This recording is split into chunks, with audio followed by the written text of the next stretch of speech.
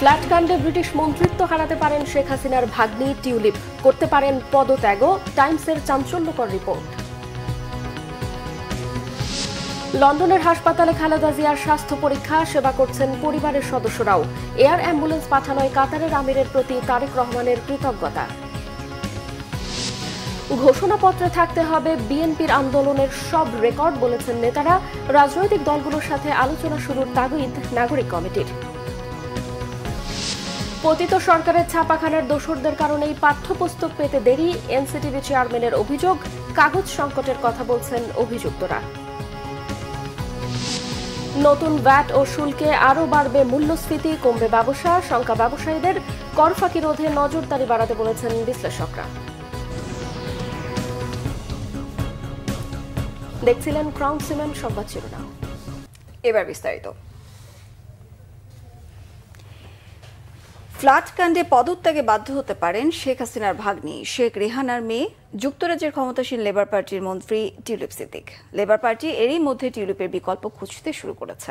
তার স্থলাভিষিক্তের জন্য সম্ভাব্য কয়েকজন প্রার্থীর নাম বিবেচনা করছে ব্রিটেনের প্রধানমন্ত্রী দপ্তর 10 নম্বর ডাউনিং স্ট্রিট। শুক্রবার দ্য টাইমসের প্রতিবেদনে এমন তথ্য উঠে এসেছে। শহীদ আরাফাতের ডেস্ক রিপোর্টে থাকছে বিস্তারিত। পদত্যাগের গুঞ্জন উঠেছে যুক্তরাজ্যের ক্ষমতাসীন লেবার পার্টির মন্ত্রী টিউলিপ সিদ্দিকের। খালা শেখ হাসিনার সঙ্গে দুর্নীতির সম্পৃক্ততা এবং ফ্ল্যাট কাণ্ডে বিতর্ক যেন টিউলিপের পিছু ছাড়ছে না। আর সে কারণেই লেবার পার্টির নেতারা টিউলিপ সিদ্দিকের স্থলাভিষিক্ত খুঁজতে শুরু করেছে। দ্য টাইমসের প্রতিবেদনে বলা হয়, প্রধানমন্ত্রী স্যার কিয়ার স্টারমারের জ্যেষ্ঠ সহযোগীরা বলছেন, টিউলিপ সিদ্দিক পদত্যাগ করতে বাধ্য হলে তার স্থলাভিষিক্ত হিসেবে বিবেচনা করা হতে পারে যুক্তরাজ্যের অ্যাটর্নি জেনারেল লুসি রিগ্রি, অর্থনীতিবিদ টরিস্টেন বেল কিংবা প্রযুক্তি বিষয়ক মন্ত্রী পার্লামেন্টারি প্রাইভেট সেক্রেটারি কালাম আন্ডারসনের মতো ব্যক্তিদের। বাংলাদেশের রূপপুর পারমাণবিক বিদ্যুৎ কেন্দ্র ইস্যুতে টাকা আত্মসাতের সহায়তা, বিনামূল্যে শেখ হাসিনার ঘনিষ্ঠজনদের কাছ থেকে ফ্ল্যাট উপহার নেওয়ার অভিযোগে গেল কয়েকদিন ধরেই আলোচনার কেন্দ্রে রয়েছেন টিউলিপ সিদ্দিক। অভিযোগ উঠেছে এই বিষয়গুলো আওয়ামী লীগের প্রতি তার সমর্থন থাকার বিষয়টি প্রমাণ করে। এরই মধ্যে পারমাণবিক বিদ্যুৎ কেন্দ্র নির্মাণ চুক্তিতে দুর্নীতির অভিযোগে তার বিরুদ্ধে তদন্ত চালাচ্ছে দুর্নীতি দমন কমিশন। টিউলিপের বিরুদ্ধে এ ধরনের অভিযোগ থাকায় গেল সপ্তাহে টিউলিপের পদে সম্ভাব্য বিকল্প কয়েকজনের নাম বাছাই করে দেশটির প্রধানমন্ত্রীর দপ্তর 10 নম্বর ডাউনিং স্ট্রিট। যদিও এসব অভিযোগের সত্যতা যাচাই করতে টিউলিপ যুক্তরাজ্যের প্রধানমন্ত্রীর নীতি নৈতিকতা সম্পর্কিত কর্তৃপক্ষের প্রতি আহ্বান জানিয়েছেন। এর আগে যুক্তরাজ্যের প্রধানমন্ত্রী স্টারমার বলেছিলেন, টিউলিপের ওপর তার পূর্ণ আস্থা রয়েছে। এদিকে ক্ষমতাসীন লেবার পার্টির একটি সূত্র বলছে, অভিযোগ তদন্তের ব্যাপারে টিউলিপের আহ্বান ইঙ্গিত দেয় যে তিনি দায় নিয়ে পদত্যাগ করতে ইচ্ছুক। বিশ্লেষকরা বলছেন, টিউলিপের ওই ফ্ল্যাট পাওয়া বা অন্য কোনো সম্পত্তি অর্জনের সঙ্গে আওয়ামী লীগের সংশ্লিষ্টতার কারণে টিউলিপ সিদ্দিকের পদত্যাগের সম্ভাবনা উড়িয়ে দেওয়া যাচ্ছে না। যুক্তরাজ্যের প্রধানমন্ত্রীর সহযোগীদের টিউলিপের বিকল্প খোঁজার বিষয়টি তা আরও জোরালো করে। Shahid Arafat, Bangla vision, news desk. BNP chairperson Begum Khaleda জিয়ার চিকিৎসা চলছে লন্ডনের শীর্ষ স্বাস্থ্য পরামর্শদাতা প্যাট্রিক কেনেডির নেতৃত্বে। নেতাকর্মীরা আশা করছেন বিখ্যাত এই চিকিৎসকের চিকিৎসায় বেগম খালেদা জিয়া সম্পূর্ণ সুস্থ হয়ে উঠবেন। বিস্তারিত জানাচ্ছেন যুক্তরাজ্য প্রতিনিধি মোহাম্মদ আব্দুল হান্নান। 8 জানুয়ারি থেকে মার্লিবনের লন্ডন ক্লিনিকে বেগম জিয়ার চিকিৎসা চলছে। এরই মধ্যে বেগম খালেদা জিয়ার বেশ কিছু পরীক্ষা নিরীক্ষা হয়েছে, যেগুলোর ফলাফল আসবে 2-1 দিনের মধ্যে। ফাইনাল চিকিৎসাটা, কারণ 2 দিনের পরীক্ষা নিরীক্ষা করে ওনারা ফাইনাল রিপোর্টটা কালকে আপনাদের কাছে আমরা পৌঁছাইতে পারবো। আর এই মুহূর্তে ওনার ছেলের বউ, ওনার এই নাতিনরা তারা সাথে আছেন এবং তারা কন্টিনিউয়াসলি বাসার থেকেও ডক্টর জুবাইদা উনি খাবার পাঠাচ্ছেন এবং উনি নিচে তদারকি করছেন ওনারা। চিকিৎসার নেতৃত্ব দেয়া প্যাট্রিক কেনেডি লিভার রোগ, লিভার ফাংশন পরীক্ষা, ভাইরাল হেপাটাইটিস, ফ্যাটি লিভার বিশেষজ্ঞ। অধ্যাপক কেনেডি 2009 সাল থেকে বার্ডস এবং দ্য লন্ডন স্কুল অফ মেডিসিনের সিনিয়র লেকচারার হিসেবে নিযুক্ত। প্রিমিয়ারশিপ ফুটবল ক্লাব ও দেশি বিদেশি গুরুত্বপূর্ণ ক্রীড়াবিদের লিভারের রোগের চিকিৎসাও করেন তিনি। Professor Kennedy British viral hepatitis গ্রুপের বর্তমান চেয়ারম্যান এবং British association for the study of the liver HBV স্পেশালের সাবেক প্রধান। আমাদের বাংলাদেশেরও যারা ট্রিটমেন্ট করেছেন এই ডক্টর কেনেডি, তাদেরকেও প্রেস করেছেন ডক্টর জাহিদকে এবং তার টিমকে, যে তারা খুব ভালোই করেছেন। এরই মধ্যে বেগম জিয়ার বেশ কিছু পরীক্ষা নিরীক্ষা শুরু হয়েছে। এছাড়া দীর্ঘদিন পর ছেলে তারেক রহমান, পুত্রবধূ ডাক্তার জুবাইদা রহমান সেবা করার সুযোগ পেয়েছেন মায়ের। ফেসিস শেখ হাসিনা জানেন এত বাধা সৃষ্টি করেছিল, ওনাকে বন্দি করে রাখেছিল, কিন্তু ওনাকে এই চিকিৎসা করার জন্য দেয় নাই। তবু আশা করা যায় ইনশাআল্লাহ, আমাদের দোয়া বিশ্বাস উনি সুস্থ হইয়া দেশে যাবেন। সুস্থ হওয়ার ব্যাপারে 99% আমরা শিওর আছি। তাই জন্য সুস্থ হইয়া বাংলাদেশ আরবার আমরা সবর গেছে যাইতে পারবা ওখানে লাগে। ৭৯ বছর বয়সী খালেদা জিয়া লিভার সিরোসিস, হৃদরোগ, কিডনি সহ নানা স্বাস্থ্য জটিলতায় দীর্ঘদিন ভুগছেন। বিগত সরকারের আমলে নানা কারণে বেগম খালেদা জিয়া শারীরিকভাবে যেমন অসুস্থ ছিলেন, বিপর্যস্ত হয়ে পড়েছিলেন মানসিকভাবেও।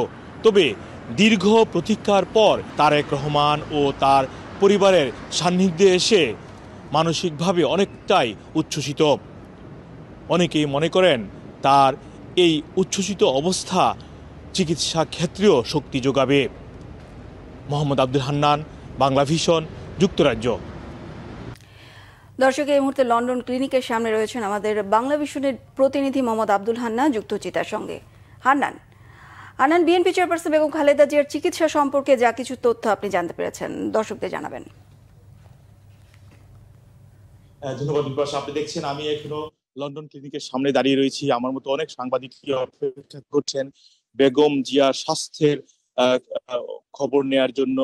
তবে এখন পর্যন্ত আজকে কোন ডাক্তারের পক্ষ থেকে, বিশেষ করে আপনি জানেন ব্যক্তিগত ডাক্তার বেগম জিয়ার জাহিদ হোসেন, তিনি ব্রিফিং করেন। তবে আজকে কোনো ব্রিফিং দিবেন না এই বিষয়ে বলেছেন। তবে কিছুক্ষণ আগে, ঠিক 10 থেকে 15 মিনিট আগে আমি ওনাকে ফোনে ওনার সাথে কথা হয়েছে আমার, এবং তিনি বলেছেন যেই কয়েকটি টেস্ট বা পরীক্ষা করা হয়েছে সেগুলোর কিছু ফলাফল এরই মধ্যে হাতে এসেছে এবং আরো কিছু টেস্ট দেয়া হয়েছে বেগম জিয়ার স্বাস্থ্যের জন্য। সেই বিষয়গুলো 2-1 দিনের মধ্যে সব হাতে আসবে এবং সেগুলো নিয়ে তাদের ডাক্তারদের মধ্যে মিটিং করার মাধ্যমে পরবর্তী পদক্ষেপ কি হবে সেগুলো আমাদেরকে জানিয়ে দেওয়া হবে পরবর্তী কোনো এক সময়ে। এর মধ্যে আপনাদেরকে বলে রাখতে চাই, নিয়তই বেগম জিয়ার পরিবারের সদস্য হাসপাতালে রয়েছেন এবং ঠিক 15 থেকে 20 মিনিট আগে তারেক রহমান সস্ত্রীক ডাক্তার জুবাইদা রহমানকে নিয়ে আমরা প্রবেশ করতে দেখেছি হাসপাতালে, এবং তারেক রহমান নিজে হাতে খাবারের বক্স নিয়ে প্রবেশ করেছেন, বাসা থেকে রান্না করা খাবার নিয়ে এসেছেন, আমরা আগেও জানিয়েছি। এবং কিছুক্ষণ আগে তিনি প্রবেশ করেছেন এবং হাসি মুখে তিনি প্রবেশ করেছেন আমরা দেখেছি। এবং আপনারা জানেন বেগম জিয়া দীর্ঘদিন পর তার পরিবারের সাথে মিলিত হয়েছেন এবং তিনি হাসপাতালে মানসিকভাবে অনেকটাই উৎফুল্ল এবং খুশি রয়েছেন। আমাদেরকে প্রতিনিয়ত সে তথ্যই জানাচ্ছেন যুক্তরাজ্য বিএনপির শীর্ষ নেতারা। তবে এখন পর্যন্ত স্বাস্থ্যগত দিকের যে বিষয়টি, মানে কি ধরনের পরীক্ষা হয়েছে, কালকে ডাক্তার জাহিদ হোসেন কিছুটা বলেছিলেন যে কি ধরনের টেস্ট করা হয়েছে। তবে আজকে কিছুক্ষণ আগে তিনি যেটি বললেন, আরো বেশ কিছু টেস্ট দেওয়ার জন্য আপনারা জানেন যে ডাক্তার নেতৃত্ব দিচ্ছেন প্যাট্রিক কেনেডি, তিনি পরামর্শ দিয়েছেন এবং তার পরামর্শ অনুযায়ী বেগম জিয়ার স্বাস্থ্যের দিকগুলো বা টেস্টগুলো করানো হচ্ছে। এই ফলাফলগুলো 2-1 দিনের মধ্যে আসা মাত্রই পরবর্তী ধাপে চিকিৎসা শুরু হবে বেগম জিয়ার। তবে কতদিন পর্যন্ত হাসপাতালে থাকতে হবে বা কি ধরনের চিকিৎসা হবে সে বিষয়গুলো আসলে এই মুহূর্তে বলা কঠিন, তিনি সেটি জানিয়েছেন। তবে আপনারা জানেন বেগম জিয়া লিভার সিরোসিস সহ বেশ কিছু রোগে আক্রান্ত। তবে সবচেয়ে বেশি প্রাধান্য দেওয়া হচ্ছে তার লিভারের যে চিকিৎসা সেটিকে, কারণ কেনেডি, যার কথা বলছিলাম, যার নেতৃত্বে এই লন্ডন ক্লিনিকে চিকিৎসা হচ্ছে, তিনি লিভার রোগের জন্য আন্তর্জাতিক ভাবে তিনি খ্যাতি সম্পন্ন রয়েছেন এবং লন্ডনের one of the top doctor হিসেবে তিনি বিভিন্ন লিভারের প্রতিস্থাপন থেকে শুরু করে নানা কর্ম পরিচালনা করেছেন। তা আমরা আসলে শেষ পর্যন্ত কি ধরনের আপডেট আসে বা পরীক্ষা নিরীক্ষার ফলাফল কি হবে, কতদিন থাকতে হবে সে বিষয় জানার জন্য আমাদেরকে আরো। জি হান্নান, আপনাকে ধন্যবাদ। বেগম খালেদা জিয়ার চিকিৎসা সম্পর্কে জানাছিলেন বাংলাভিশনের লন্ডন প্রতিনিধি এম এ হান্নান। উন্নত চিকিৎসার জন্য বিএনপি চেয়ারপারসন বেগম খালেদা জিয়াকে লন্ডন সফরে এয়ার অ্যাম্বুলেন্স পাঠানোর জন্য কাতারের আমিরের প্রতি কৃতজ্ঞতা প্রকাশ করেছেন বিএনপির ভারপ্রাপ্ত চেয়ারপারসন তারেক রহমান। ফেসবুকে নিজের ভেরিফাইড পেজে বাংলাদেশের 3 বারের প্রধানমন্ত্রী ও তার মাকে লন্ডনে নেয়ার জন্য কাতারের আমির Sheikh Tamim bin Hamad bin Khalifa Al Thani যে সহযোগিতা করেছেন সেই জন্য পরিবার ও বাংলাদেশের জনগণের পক্ষ থেকে তাকে আন্তরিক ধন্যবাদ জানিয়েছেন তারেক রহমান। ভবিষ্যতে কাতারের সঙ্গে বাংলাদেশের দীর্ঘস্থায়ী ও বহুমুখী সম্পর্ক গড়ে তোলার আশাও ব্যক্ত করেন বিএনপির ভারপ্রাপ্ত চেয়ারম্যান।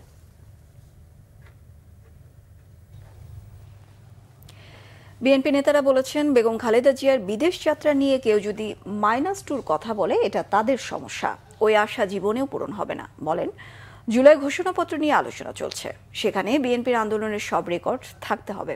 রিপোর্ট করছেন সিকান্দার রহমান। ফুটবল টুর্নামেন্ট, জমজমাট খেলা, দর্শক সারিতে উপস্থিত আয়োজকরা সবাই পরিচিত মুখ। রাজনৈতিক দলের আয়োজনে এমন খেলাধুলা সত্যি ব্যতিক্রম। ঢাকা মহানগর উত্তর বিএনপির আহ্বায়ক আমিনুল হক জাতীয় ফুটবল দলের সাবেক অধিনায়ক। তরুণ প্রজন্মকে সামনের দিকে এগিয়ে নিতে রাজনৈতিক নেতা হিসেবে আমিনুল হকের এই উদ্যোগ। বিএনপি মহাসচিব মির্জা ফখরুল ইসলাম আলমগীর বললেন, আওয়ামী লীগ গত 15 বছরে ক্রীড়াঙ্গন সহ দেশের সব প্রতিষ্ঠান ধ্বংস করেছে। ভালো ও মেধাবী খেলোয়াড়দের সুযোগ দেয়নি ফ্যাসিস্টরা। বাংলাদেশ শাসন করে ফ্যাসিস্ট কায়দায় সমস্ত প্রতিষ্ঠানগুলোকে নষ্ট করে এই ক্রীড়াঙ্গন তার একটা বড় উদাহরণ। এই ক্রীড়াঙ্গনকে কোনোদিন ইতিপূর্বে কখনোই দলীয়করণ করা হয়নি, তারা এটাকে দলীয়করণ করেছে, যার ফলে আমরা পত্র পত্রিকায় দেখেছি যে সমস্ত মেধাবী ভালো ট্যালেন্টেড যে সমস্ত খেলোয়াড়রা ছিল তারা কখনোই সুযোগ পায়নি। এদিকে বিএনপির স্থায়ী কমিটির সদস্য নজরুল ইসলাম খান বলেছেন, লন্ডনে চিকিৎসাধীন খালেদা জিয়ার সুস্থতার জন্য দেশবাসীর কাছে দোয়া চেয়েছে বিএনপি। জাতীয়তাবাদী সমমনা জোটের সাথে বৈঠক শেষে তিনি এ কথা বলেন। দেশনেত্রী বেগম খালেদা জিয়া উনি লন্ডনে যে হাসপাতালে তার ভর্তি হওয়ার কথা ছিল, উনি এয়ারপোর্ট থেকে সোজা সেখানেই ভর্তি হয়েছেন এবং সেখানে চিকিৎসাধীন আছেন। আল্লাহর মেহেরবানি, তার চিকিৎসা হচ্ছে, ভালোভাবেই হচ্ছে। আমরা সবাই দেশবাসীর কাছে দোয়া চাই যেন আল্লাহ তাকে দ্রুত সুস্থ করে আমাদের মাঝে ফিরে নিয়ে আসেন। অন্যদিকে বিগত প্রায় 15 বছর পর যুক্তরাষ্ট্র থেকে দেশে ফিরে বিএনপির প্রতিষ্ঠাতা শহীদ রাষ্ট্রপতি জিয়াউর রহমানের মাজারে ফুল দিয়ে শ্রদ্ধা নিবেদন করেছেন বিএনপি সহ অঙ্গ সংগঠনের কয়েকজন নেতাকর্মী। এ সময় বিএনপির স্থায়ী কমিটির সদস্য আমির খসরু মাহমুদ চৌধুরী বলেন, -2 আশা কোনোদিনও পূরণ হবে না। বাংলাদেশ জাতীয়তাবাদী দল আজকে যেখানে দাঁড়িয়েছে, সবচেয়ে জনপ্রিয় দল, সবচেয়ে জনপ্রিয় নেত্রী, সবচেয়ে জনপ্রিয় নেতা তারেক রহমান আজকে বাংলাদেশে। বাংলাদেশ তাদের অপেক্ষায় আছে, থাকবে। এখানে -2 কথা যারা তাদের অনেকে বলে না উইশফুল থিংকিং, ইংরেজিতে বলে না আশা আর কি, ওই আশা জীবনে পূরণ হবে না। ওইটা এরশাদ পারে নাই, ওইটা 111 পারে নাই। আর এখন তো বিএনপি আজকে তার চেয়ে অনেক বেশি শক্তিশালী দল। বিএনপি ত্যাগ করে একটি পরিণত শক্তিশালী দল, সবচেয়ে শক্তিশালী দলে পরিণত হয়ে যাচ্ছে। সিকান্দার রহমান, বাংলাভিশন, ঢাকা। জুলাই অভ্যুত্থানের ঘোষণাপত্রে সমাজের প্রতিটি শ্রেণীর মানুষের কথা মূল্যায়নের আহ্বান জানিয়েছেন জাতীয় নাগরিক কমিটির মুখ্য সংগঠক সাজ্জিস আলম। আর রাজনৈতিক দলগুলোর সাথে আলোচনার গুরুত্বের তাগিদ দিয়েছেন নাগরিক কমিটির সদস্য সচিব আক্তার হোসেন। রিপোর্ট নাবিল জাহাঙ্গীরের।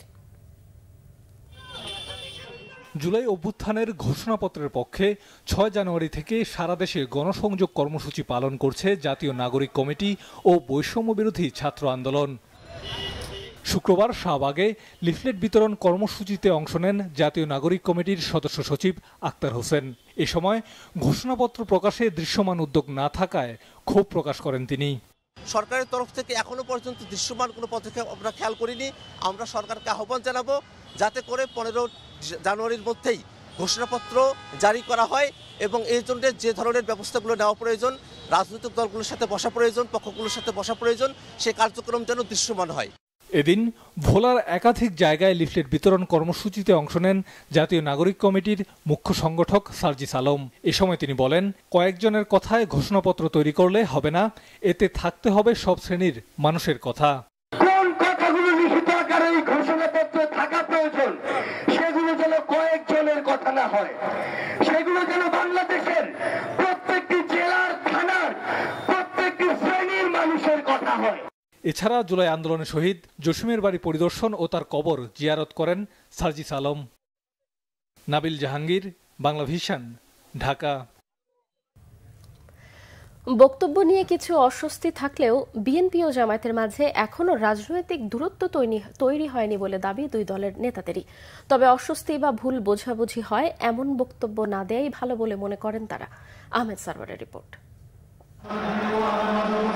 আওয়ামী লীগ সরকারের দমনপীড়ন ও দুঃশাসনের বিরুদ্ধে দীর্ঘদিন একসাথে আন্দোলন করলেও 5 আগস্ট সরকার পতনের পর বিএনপি ও জামাত নেতাদের বক্তব্যে কিছু অমিল, দূরত্বের কিছু ইঙ্গিত। পরীক্ষিত দুইটা দেশপ্রেমিক শক্তি আছে, একটা সেনাবাহিনী আর একটা জামাত ইসলাম। এই বক্তব্যে আমরা আহত হয়েছি। হাসিনা চলে যাওয়ার পর থেকে, পালানোর পর থেকে আমরা কেন জানি না নিজেদেরকে আবার সেই পুরো বিশ্বাস ফিরিয়ে আনতে পারছি না, ঐক্যের জায়গাটাতে থাকতে পারছি না। তবে এ নিয়ে রাজনৈতিক পথচলায় বিভেদ তৈরি হবে এমন চূড়ান্ত কথা বলার সময় এখনো আসেনি বলে মনে করেন দুই দলের নেতারা। এটা এমন কোনো দূরত্বর কিছু নাই। তারাও গণতন্ত্র চায়, তারাও নির্বাচন চায়, তারাও মানুষের অধিকারের কথা বলে, আমরাও বলি। কিন্তু যদি কেউ কখনো বলে আর কি যে শুধু তারা দেশপ্রেমিক, তাহলে তো আমাদের কষ্ট লাগবেই। আমরা তো বলবো আর কি যে ভাই কথাটা ঠিক না, আমরা সবাই দেশপ্রেমিক।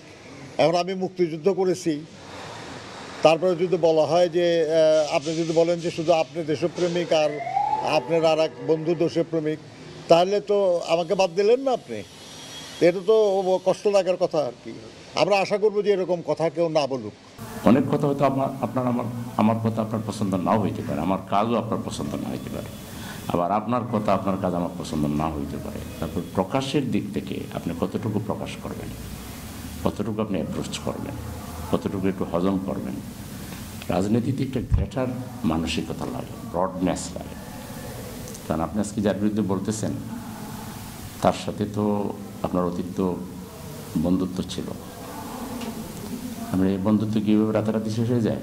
সেজন্য আমার মনে হয় ছোটোখাটো বিষয় নিয়ে এমন কোনো বক্তব্য, এমন কোনো অবস্থা প্রকাশ করা ঠিক নয় যেটা রাজনৈতিক দলের নেতার যোগ্যতা নিয়ে প্রশ্ন তৈরি হয়। জোটবদ্ধ হয়ে দীর্ঘদিন আন্দোলন সংগ্রাম করলেও যুগপৎ আন্দোলনে একসাথে ছিল না বিএনপি জামাত। তারপরও সরকার বিরোধী আন্দোলনের কর্মসূচিতে তেমন ভিন্নতা ছিল না দাবি করে দুই নেতাই মনে করেন দল আলাদা, কিছুটা ভিন্নতা থাকাই স্বাভাবিক। না, জোটে ছিলাম আমরা, কিন্তু যুগপৎ আন্দোলনে আমাদের সব কর্মসূচি আর জামাতের সব কর্মসূচি একরকম ছিল না, কিন্তু তারা আন্দোলনে ছিলেন নিশ্চয়ই। আমরা আশা করবো আর কি যে আগামী দিনে গণতন্ত্র পুনঃপ্রতিষ্ঠার আন্দোলনে সবাই আমরা থাকবো, তারাও থাকবে, এটা নিয়ে কনফিউশন নাই কিছু। এখন একটা উপযুক্ত সময় আমাদের দেশটাকে আগে নিতে হবে, সেখানে ঐক্যবদ্ধ থাকা ছাড়া পুরাতন কার্ড আর ভূতা হয়ে গেছে। আপনি আপনার আদর্শ, আপনার মত, আপনার যুক্তি তুলে ধরবেন, আমি আমারটা তুলে ধরব, তারপরে জনগণ হইলো তারা জাজ করবে যে কোনটা সঠিক। এখন তো জনমত যাচাইয়ের যথেষ্ট সুযোগও আছে। রাজনৈতিক কর্মসূচির বক্তব্য নিয়ে টানাপোড়েনের সৃষ্টি হলেও নিজেদের মধ্যে আলোচনা করে তা মিটিয়ে ফেলা সম্ভব বলেও মনে করেন নেতারা। কোনো কথার জবাব। আহমেদ সারওয়ার, বাংলা ভিশন, ঢাকা। মন্দের ছাপাখানায় ঘাপটি মেরে থাকা পতিত সরকারের দোসরদের কারণেই পাঠ্যপুস্তক পেতে দেরি হচ্ছে বলে অভিযোগ করেছেন এনসিটিবির চেয়ারম্যান। তবে অভিযুক্ত ছাপাখানার মালিকরা বলছেন দেরিতে কাজ দেওয়ার কাগজ সংকটের কারণেই এই বিলম্ব। আরও জানাচ্ছেন মামুন আব্দুল্লাহ। কবে নাগাদ শিক্ষার্থীরা সব বই হাতে পাবে তার সুস্পষ্ট তথ্য নেই শিক্ষা উপদেষ্টার কাছে। সম্প্রতি এমন বক্তব্যের পর আবারও ধোঁয়াশা তৈরি হয়েছে শিক্ষার্থীদের কাছে বই পৌঁছে দেয়া নিয়ে। কবে নাগাদ সবাই সব বই পাবে এটা আমি জানি না। এনসিটিবির তথ্য মতে নতুন শিক্ষাবর্ষে 4 কোটির মতো শিক্ষার্থীর জন্য প্রাথমিক ও মাধ্যমিকে বিনামূল্যে বিতরণের জন্য 40 কোটিরও বেশি বই ছাপানো হচ্ছে। তবে সোমবার পর্যন্ত শিক্ষার্থীদের হাতে পৌঁছেছে মাত্র 11 কোটি বই, বাকি 29 কোটি। এনসিটিবির চেয়ারম্যান বলছেন এবার শতভাগ দেশীয় ছাপাখানায় মুদ্রণ, প্রিন্টিং ও প্রকাশনার কাজ চলছে। বেশিরভাগ প্রতিষ্ঠানই আন্তরিক হলেও এনসিটিবিকে বিপদে ফেলতে কিছু প্রতিষ্ঠান নানা অজুহাত দেখাচ্ছে বলে অভিযোগ তার। তাদের মধ্যে বিভিন্ন পতিত সরকারের মানে লোকজনও তো আছে, তারা হয়তো এরকম চেষ্টা করছে যে সরকার একটা বেকায়দায় পড়লে তাহলে এটা রাজনৈতিকভাবে একটা ফায়দা তারা নিতে পারবে, ভাবমূর্তি ক্ষুণ্ণ হবে অন্তর্বর্তীকালীন সরকারে। তাদের সমস্ত দাবি মেনে নেওয়া হয়েছে, তাদের কাগজের ব্যাপারে সরকার সহযোগিতা করছে। প্রিন্টাররা যদি কোনো গাফিলতির পরিচয় দেন তাহলে প্রিন্টারদের বিরুদ্ধে যে আমাদের এই জুলাই বিপ্লবের সমন্বয়কারী বা এরা যে সোচ্চার হবে না তা কিন্তু বলা যায় না। এবার অভিযুক্ত প্রতিষ্ঠানে বাংলা ভিশনের টিম। রাজধানীর মাতোয়াইলে অবস্থিত বেশিরভাগ ছাপাখানা। সরজমিনে দেখা যায় বেশ ধীর গতিতে চলছে সরকারি অফসেট ছাপাখানার কাজ। প্রতিষ্ঠানটির মালিক জানালেন কাগজ স্বল্পতার কথা। আমাদের যে বইয়ের যে কারেকশনগুলি এটা একটু লেট হয়েছে, তারপরে আমাদের কাজের গতি আমরা 24 আওয়ার ডিউটি করে আমাদের বইটা জাতীয় স্বার্থের কারণে আমরা বইটা তুলে দিতে চাই বাচ্চাদের হাতে। তবে পুরোদমে কাজ এগিয়ে চলছে মোল্লা ছাপাখানায়। ম্যানেজারের দাবি সময় মতো কাজ বুঝিয়ে না দেয়াতেই পিছিয়ে পড়তে হয়েছে তাদের। এবছর টেন্ডার প্রক্রিয়া শেষ হয়েছে ডিসেম্বরের 5 তারিখে, আমাদেরকে কাজ দিচ্ছে আপনার ডিসেম্বরের 12 তারিখের পরে আর কি। এই সময় দেখা গেছে আমাদের কাজ শেষ করে আমরা বিলের প্রক্রিয়াটা শুরু করতাম, আর এবছর আমরা মাত্র কাজ শুরু করলাম আর কি। 2024-এর অগাস্টে রাজনৈতিক পট পরিবর্তনের পর পুরনো শিক্ষাক্রমে 441টি পাঠ্য বই পরিমার্জন করা হয়েছে। মামুন আব্দুল্লাহ, বাংলা ভিশন, ঢাকা। অর্থবছরের মাঝপথে এসে শতাধিক পণ্য ও সেবার ওপর নতুন করে ভ্যাট ও সম্পূরক শুল্ক বাড়ানোর সিদ্ধান্তকে আত্মঘাতী বলেছেন ব্যবসায়ী ও উদ্যোক্তারা। অর্থনীতি বিশ্লেষকরাও বলছেন উচ্চ মূল্যস্ফীতির দুঃসময়ে নতুন করে শুল্ক ভ্যাট বাড়ানো খাদ্য বহির্ভূত মূল্যস্ফীতি বাড়বে। আরও জানাচ্ছেন জিয়াউল হক সবুজ। বছরের একেবারে শুরুতেই নতুন করে শুল্ক ও কর বাড়ানোর ঘোষণা দিয়েছে অন্তর্বর্তী সরকার। বৃহস্পতিবার 2টি অধ্যাদেশের মাধ্যমে শতাধিক পণ্যের ভ্যাট ও শুল্ক প্রায় দ্বিগুণ করার সিদ্ধান্ত দিয়েছে জাতীয় রাজস্ব বোর্ড এনবিআর। এর ফলে হোটেল রেস্তোরাঁয় খেতে 10% ভ্যাট বৃদ্ধির পাশাপাশি পোশাক কেনা, এলপি গ্যাস, মিষ্টি ও টিস্যু সহ বিভিন্ন পণ্যের ভ্যাট হয়েছে দ্বিগুণ। শুধু উচ্চবিত্ত নয়, শুল্ক বৃদ্ধির মাসুল গুনতে হবে মোবাইলে কথা বলা সব শ্রেণী পেশার মানুষকেই। কোনো আলোচনা ছাড়াই আইএমএফ এর পরামর্শে নতুন করে ভ্যাট ও শুল্ক আরোপের সিদ্ধান্ত ভালো চোখে দেখছেন না ব্যবসায়ীরা। এইরকম কোনো আলোচনা ছাড়া যখন সরকার ভ্যাটটা জনসাধারণের উপর বা ভোক্তাদের উপর চাপিয়ে দিয়েছেন, ভোক্তারা কিন্তু এসে আমাদেরকেই এইটা নিয়ে প্রশ্ন করবেন বা আমাদের সাথে একটা ভোক্তাদের একটা দ্বন্দ্বের সৃষ্টি হবে। কেবল আমরা একটা স্বস্তির দিকে আমরা যাচ্ছিলাম, তার মধ্যে আমার মনে হচ্ছে যে এটা একটা কোনো চক্রান্ত হতে পারে, কারণ আবার দেশকে অস্থির করার জন্য এই ভ্যাটের বোঝাটা চাপিয়ে দিয়েছে। এটা কিন্তু আমাদের ব্যবসায়ী না, এই ব্যবসায়ীদের মাধ্যমে যারা ভোক্তা আছে দেশের যত জনসাধারণ আছে তারা কিন্তু এটার মানে সুফল না, এটা কুফলটা এসে এই ব্যবসায়ীদের উপর প্রভাব বিস্তার করবে, যেটা সরকারকে এই বিষয়টা সরকারকে সামাল দিতে হবে। নতুন কর বৃদ্ধির সিদ্ধান্তে মিশ্র প্রতিক্রিয়া অর্থনীতি বিশ্লেষকদের। কিছু পণ্য ও সেবায় কর বৃদ্ধি যৌক্তিক মনে করলেও তা মূল্যস্ফীতিকে উস্কে দিতে পারে এমন শঙ্কা তাদের। এমন কিছু আইটেমে সাপ্লিমেন্টারি ডিউটি বাড়ানো হয়েছে যেগুলো আসলে অনেক বেশি সাধারণ মানুষ ব্যবহার করে থাকে, বিশেষ করে মোবাইল ফোন, ব্রডব্যান্ড বা ইন্টারনেট বা টেলিফোন সার্ভিস যেগুলো। এটি আমার ধারণা যে এগুলোর পিছনে সাধারণ মানুষের একটা বড় ব্যয় যায়, তো সেই ব্যয়টি উল্লেখযোগ্য অংশ বাড়বে। তবে এটাও ঠিক, যেহেতু একটা উচ্চ মূল্যস্ফীতির সময়ের ভিতরে রয়েছে আমরা, সুতরাং এই যতটুকুই নতুন করে এই মূল্যস্ফীতির অভিঘাত ঘটুক, সেটা সামগ্রিক মূল্যস্ফীতিতে সেটা এক ধরনের নেতিবাচক সংযোজন হবে, যেটা মোটেই আসলে এই মুহূর্তের জন্য হয়তো প্রত্যাশিত ছিল না। রাজস্ব আহরণের সহজ চিন্তা থেকে নিম্ন আয়ের মানুষের উপর করের বোঝা না বাড়িয়ে করের আওতা বাড়ানো এবং কর ফাঁকি রোধে নজরদারির তাগিদ বিশ্লেষকদের। অন্যান্য ডিউটির কিছু রেশনালাইজেশন। জিয়াউল হক সবুজ, বাংলা ভিশন, ঢাকা। ছুটির দিনে জমজমাট ঢাকা আন্তর্জাতিক বাণিজ্য মেলা। পূর্বাচলে স্থানান্তরের পর মেলায় যাতায়াতে ভোগান্তি থাকলেও শুক্রবারে সপরিবারে হাজির হন অনেকেই। এদিন মেলায় বিক্রিও ছিল বেশ। মিরাজ হোসেন গাজীর রিপোর্ট। শীতের বিকেল থেকে সন্ধ্যা এমনকি রাতেও বাণিজ্য মেলায় দলে দলে আসছেন নানা বয়সীরা। পূর্বাচলের একেবারে শেষ প্রান্তে ঢাকা আন্তর্জাতিক বাণিজ্য মেলা প্রাঙ্গণে যেন তিল ধারণের ঠাঁই নেই। মেলার উন্মুক্ত চত্বরে ঘুরে বেড়ানো ও চলাচলের মধ্যেই ছিল তরুণদের আড্ডা।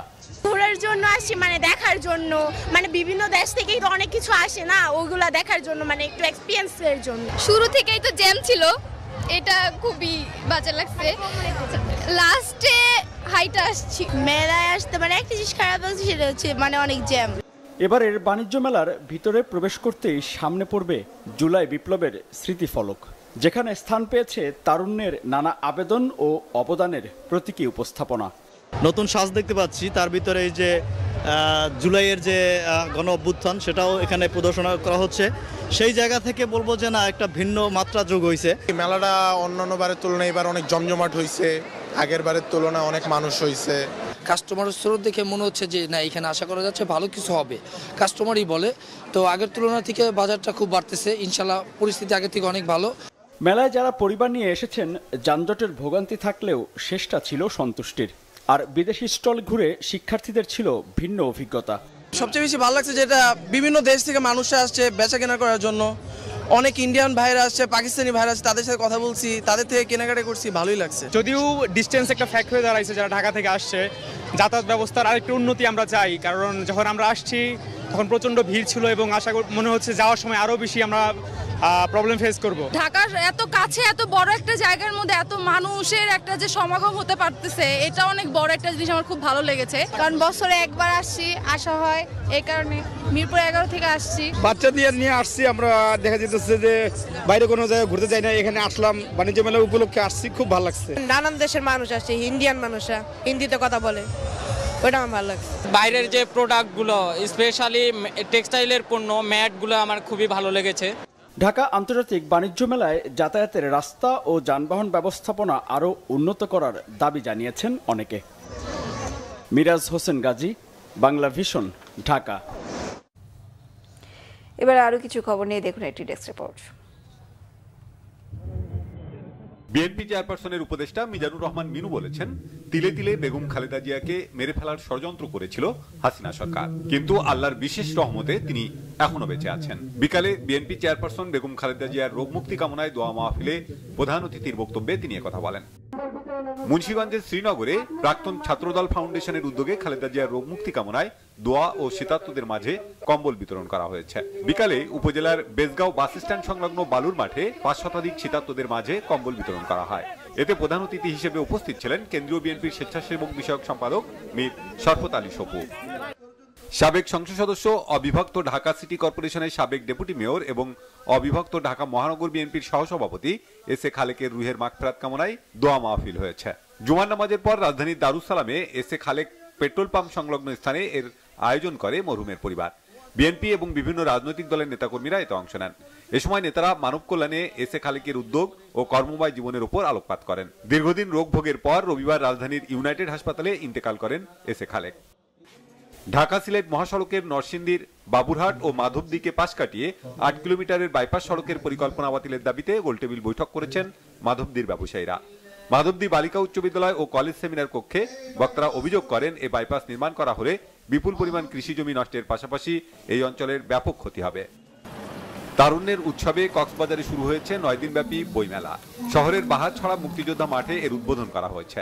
পরে এক আলোচনা সভায় প্রধান অতিথির বক্তব্য রাখেন সাংস্কৃতিক মন্ত্রণালয়ের উপদেষ্টা মোস্তফা সরোয়ার ফারুকী। সভাপতিত্ব করেন জেলা প্রশাসক মোহাম্মদ সালাউদ্দিন। আলোচনা সভা শেষে মেলার বিভিন্ন স্টল ঘুরে দেখেন অতিথিরা। অল ব্রডকাস্ট কমিউনিটি এবিসির বার্ষিক সাধারণ সভা 2025 এবং ফ্যামিলি ডে অনুষ্ঠিত হয়েছে। রাজধানীর পূর্বাচলে একটি রিসোর্টে উৎসবমুখর পরিবেশে ফ্যামিলি ডেতে অংশ নেন সরকারি ও বেসরকারি টেলিভিশন ও রেডিওর সংবাদ ও অনুষ্ঠান উপস্থাপকরা। এছাড়াও বার্ষিক সাধারণ সভায় আগামী 2 বছরের জন্য গঠন করা হয় কার্যনির্বাহী কমিটি। এতে সভাপতি হিসেবে চৌধুরী দৌলত মোহাম্মদ জাফরি, মহাসচিব হিসেবে দেবাশিস রঞ্জন সরকার এবং সহসভাপতি হিসেবে বাংলা মিশনের নাহিদ জামান সোমা দায়িত্ব পান। মিলন মেলা করেছে তেজগাঁও কলেজের 93 সালে এইচএসসি ও 95 সালে ডিগ্রি পাস কোর্সের ছাত্ররা। গাজীপুরের এক রিসোর্টে এই মিলন মেলায় পুরনো বন্ধুরা মেতে ওঠেন আড্ডা, স্মৃতিচারণ আর খুনসুটিতে। নিজেদের আনন্দ বিনোদন ছাড়াও বন্ধুত্বের বন্ধন দৃঢ় করার মধ্য দিয়ে এই শীতে অসহায় ও দুস্থদের পাশে থাকার প্রত্যয় ব্যক্ত করেন মিলন মেলায় অংশ নেওয়া প্রাক্তন শিক্ষার্থীরা।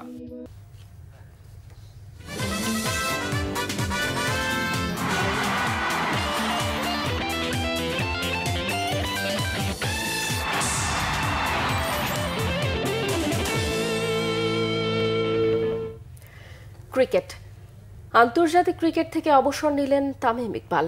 ফেসবুক পোস্টে এই ঘোষণা দেন তিনি। সামাজিক যোগাযোগ মাধ্যমে দেওয়া স্ট্যাটাসে তিনি জানান, আন্তর্জাতিক ক্রিকেট থেকে দূরে আছেন অনেক দিন ধরেই, সেই দূরত্ব আর ঘুচবে না। আন্তর্জাতিক ক্রিকেটে তার অধ্যায় শেষ। অনেকদিন ধরেই এটা নিয়ে ভাবছিলেন। সামনে চ্যাম্পিয়ন্স ট্রফির মতো বড় একটি আসর থাকায় তাকে নিয়ে আবারও আলোচনা হোক ও দলের মনোযোগে ব্যাঘাত ঘটুক তা চান না তিনি। তিনি আক্ষেপ করেন, 2023 বিশ্বকাপের আগে যা হয়েছে তা বড় ধাক্কা ছিল তার জন্য। যেহেতু ক্রিকেটীয় কারণে দলের বাইরে যাননি, তাই তারপরও জাতীয় দলে ফিরতে ভক্তদের কথা ভেবেছিলেন তিনি। 2023 সালের জুলাই মাসের পর আর জাতীয় দলে খেলেননি তামিম। আগেই বিসিবির কেন্দ্রীয় চুক্তি থেকে নিজেকে সরিয়ে নেন এই ড্যাশিং ওপেনার। আইসিসি চ্যাম্পিয়ন্স ট্রফিতে বাংলাদেশ দলের তামিম ইকবালকে চেয়েছিলেন অধিনায়ক নাজমুল হোসেন শান্ত। বিসিবিও উদ্যোগ নিয়েছিল আন্তর্জাতিক ম্যাচে তামিমকে ফেরাতে। সিলেটে দুপক্ষের আলোচনায় বিসিবিকে 2-3 দিনের অপেক্ষায় রেখেছিলেন তিনি। অবশেষে তামিমের উত্তর মিলল, তবে চমক দিয়ে। আর কখনো লাল সবুজের জার্সিতে খেলবেন না টাইগার ক্রিকেটের অন্যতম সফল ব্যাটসম্যান তামিম ইকবাল।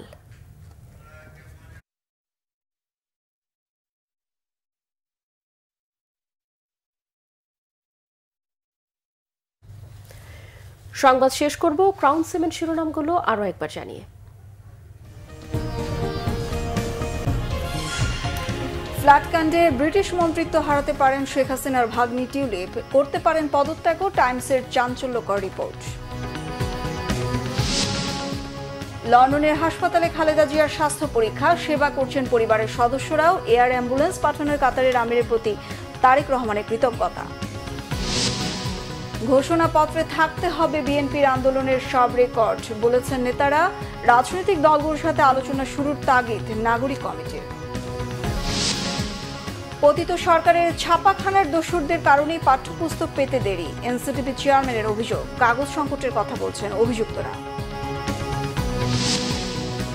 নতুন ভ্যাট ও শুল্কে আরও বাড়বে মূল্যস্ফীতি, কমবে ব্যবসা, শঙ্কা ব্যবসায়ীদের। কর ফাঁকি রোধে নজরদারি বাড়াতে বলছেন বিশ্লেষকরা।